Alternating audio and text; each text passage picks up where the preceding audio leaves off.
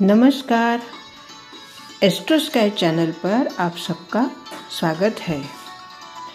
कुंडली में जिस तरह से एक एक भाव को हम देखते हैं और प्रत्येक भाव में कौन सा ग्रह है और कौन से ग्रह की दृष्टि कौन से ग्रह पर जा रही है, कौन सा ग्रह अशुभ है, कौन सा ग्रह शुभ है, या ग्रह की अवस्था, सारी बातें हम देखते हैं। और उसके साथ साथ ये भी देखा जाता है कि ग्रह का जिस भाव में जो ग्रह है उस ग्रह का लग्न स्थान से, पंचम से और नवम से क्या रिश्ता है, अर्थात वो उसके साथ शत्रुत्व का रिश्ता है या मित्रत्व का। और इन सबको देखने के बाद एक नज़र में हमें जातक के कुछ विशिष्ट जो बातें सामने दिख रही हैं उसे हम पकड़ लेते हैं या समझ जाते हैं कि हाँ भाई, इस जातक में जो सामने दिख रहा है वो ये सब ऐसा ऐसा हो सकता है, धन के बारे में या विद्या के बारे में, शिक्षा के बारे में, भाग्य के बारे में या संतान के बारे में, जो भी एक नज़र में जो हम कुंडली देखते हैं तो कुछ बातें हमारे आँखों में तैरने लगती है कि इस जातक में ये सारे बातें जीवन में हो चुकी होंगी और कुछ बातें अभी होना बाकी है या होंगी। लेकिन इन सब बातों के साथ अगर हमें किसी बात के लिए कोई शंका आ जाए, मन में कोई विचार आ जाए, या कुछ भाव ऐसे होते हैं जो हमें लग रहा है कि इस भाव में कुछ गड़बड़ दिख रही है या ये भाव स्पष्ट सामने नहीं आ रहा है, तब उस भाव को हमें खोलना ज़रूरी हो जाता है। और उस भाव को जब हम खोलते हैं तब उसकी असलियत हमारे सामने आती है। ज्योतिष के बारे में जो इसकी गणना को समझते हैं या ज्योतिष का जो अध्ययन करते हैं या ज्योतिष के बारे में जो और भी गहराई से जानना चाहते हैं, वो इस बात को समझ सकते हैं कि अगर किसी भाव को हमें समझना है, किसी भाव का जो सामने वाले ने, जो जातक हमारे सामने अपनी कुंडली लेके आए हैं, उनके प्रश्न का हमें जो उत्तर देना है, उनका प्रश्न क्या है, और उस प्रश्न के आधार पर ही हमें जातक की कुंडली के 12 भाव में से जिस भाव का वो प्रश्न होगा उस भाव को हमें खोलकर देखना है कि उनके प्रश्न का उत्तर उस भाव में कहाँ छुपा हुआ है। और ऐसा देखने के लिए बृहद पाराशर ग्रंथ में जो वर्ग बताए हैं, वर्ग अर्थात किसी कुंडली के, जो एक कुंडली है उसके एक से अनेक भाग करना। जैसे हमें और भी गहराई में जाना होता है तो हम धीरे धीरे करके एक एक परत खोलते जाते हैं कि इसके अंदर क्या है, इसके अंदर क्या है।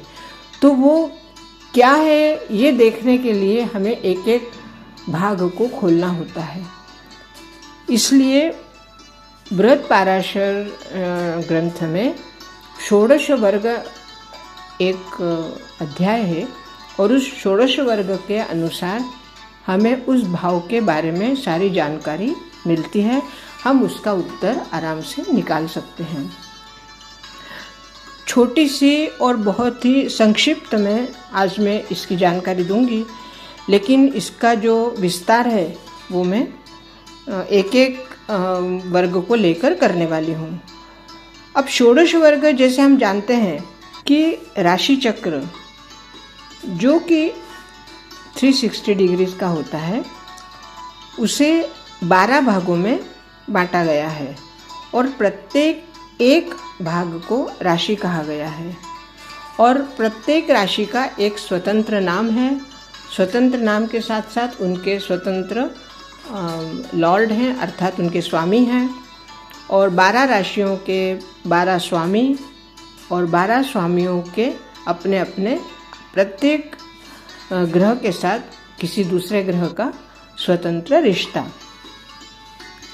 और जब एक हिस्सा, जो 12 भाग होते हैं, उसके एक भाग को राशि कहा जाता है। सूक्ष्म फलक कथन के लिए अब हमें किसी एक भाव को अगर उसके गहराई में क्या है, उसका प्रश्न का उत्तर कहाँ छुपा हुआ, ये जब देखना होता है तो एक राशि के हमें एक से अधिक भाग करने होते हैं। जब हम एक राशि के एक से अधिक भाग करते हैं तो उसे वर्ग कहा जाता है, और प्रत्येक वर्ग का अपना एक स्वतंत्र नियम होता है। और जैसे ज्योतिष में जो वर्ग है, उन वर्गों के भी स्वतंत्र नाम हैं, और उस नाम को कहते ही हमें हमारे सामने एक चित्र आ जाता है कि भाई ये नाम है तो इसका ये भाव है या इसका यह अर्थ है।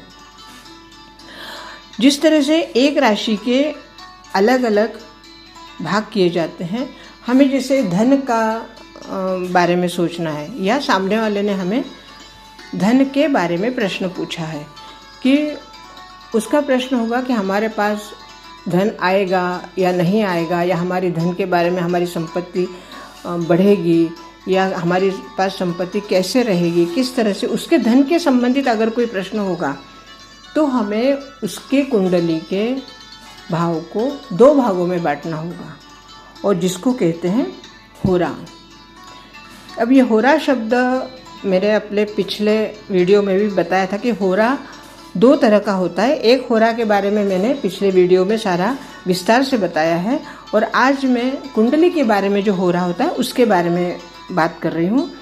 तो जब हमें धन के बारे में ध्यान देना है कि धन के बारे में अगर हमें प्रश्न पूछा जाएगा तो होरा नाम का वर्ग अर्थात कुंडली के दो भाग या राशि के दो भाग जिसको कहते हैं, तो हमें होरा जब हम निकालेंगे अर्थात होरा नाम की कुंडली जब हम बनाते हैं तब हमें पता चलता है कि इस व्यक्ति के पास संपत्ति की क्या पोजीशन है, अर्थात संपत्ति है नहीं है, कम है ज़्यादा है, आगे बढ़ेगी या नहीं बढ़ेगी, या और होगी या कहाँ से आएगी, सब कुछ इसके बारे में हमें होरा से पता चलता है। तो आज मैं संक्षिप्त में आपको वर्गों के बारे में बता रही हूँ। 16 वर्ग किए जाते हैं जिसको षोडश वर्ग बोलते हैं, और षोडश वर्ग में पहला होता है होरा जो कि संपत्ति के बारे में बताता है।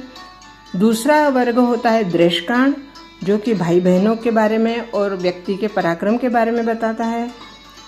तृतीय भाग होता है चतुर्थांश जो कि भाग्य और चल अचल संपत्ति के बारे में बताता है।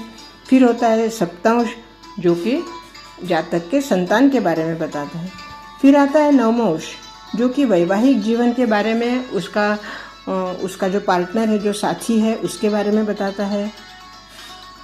दशमांश बताता है उसके व्यवसाय के बारे में, उसके जीवन की उपलब्धियों के बारे में, उसको धन कहाँ से आएगा या उसका पराक्रम कैसे होगा या वो क्या कर्म करेगा। और द्वादशांश से पता चलता है उसके माता पिता के बारे में। षोडशांश से उसके पास सवारी अर्थात वाहन, सामान्य खुशियाँ, या उसके पास वाहन होगा या नहीं होगा, इसके बारे में बताया जाता है। विषांश से उसका जो अध्यात्म है कि वो पूजा अर्चना कैसे करेगा या करता है या नहीं करता है, भगवान की कृपा आशीर्वाद, इसके बारे में बताया जाता है। चतुर्विषांश जो है वो उसको विद्या कैसे मिलेगी, शिक्षा, दीक्षा, ज्ञान, इसके बारे में हमें जानकारी मिलती है। सप्तविषांश से उसमें बल कितना है, उसकी दुर्बलता कितनी है, उसकी शक्ति कितनी है, इस बारे में बात होती है। त्रिशांश से दुख, तकलीफ, दुर्घटना, अनिष्ट या अचानक कोई अपघात होना या कुछ और कष्टों का अचानक सामने आना, दुख मिलना। खद्वेदांश से हमें शुभ और अशुभ फल, जैसे कितने शुभ फल होंगे, क्या क्या अशुभ फल होंगे उसके जीवन में, उसके बारे में पता चलता है। अक्षय वेदांश से उस व्यक्ति का चरित्र कैसा होगा, चरित्र की जानकारी उसके अक्षय वेदांश से होती है। फिर षष्ठांश से जीवन के सामान्य शुभ अशुभ फल आदि अनेक पहलुओं का जो सूक्ष्म अध्ययन किया जाता है। तो षोडश वर्ग में 16 वर्ग होते हैं, लेकिन इसके अतिरिक्त भी 4 वर्ग और होते हैं जिसको पंचमांश, षष्ठांश, अष्टमांश, एकादशांश भी कहा जाता है।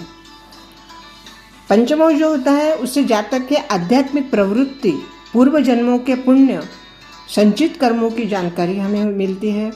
षष्ठांश से जातक के स्वास्थ्य के बारे में, रोग के बारे में, प्रति अवरोधक शक्ति उसकी कैसे होती है उसके बारे में पता चलता है। उसको ऋण अर्थात कर्जा कैसे होगा, कर्जा है नहीं है, उसके जीवन के झगड़े या उनका विवेचन हमें पता चलता है। एकादशांश से बिना प्रयास से धन को लाभ कैसे मिलता है या मिलेगा या नहीं। यह वर्ग पैतृक संपत्ति, शेयर बाजार, सट्टा, जुआ इस तरह के द्वारा जो धन प्राप्त होती है उसके बारे में जानकारी मिलती है।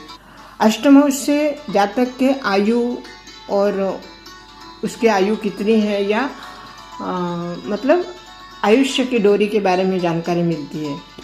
तो इस तरह से जो षोडश वर्ग और जो बाकी सारे वर्ग होते हैं उनसे हमें जातक के पूर्ण जानकारी मिलती है और उसके बाद ही हम जातक को उसके प्रश्न का उत्तर, सही सटीक उत्तर हम दे सकते हैं। तो अभी जो षोडश वर्ग मैंने बताए हैं उनकी विस्तार से अगले वीडियो में आपको विस्तार करूंगी इसका। आज के लिए इतना ही। बहुत बहुत धन्यवाद। नमस्कार।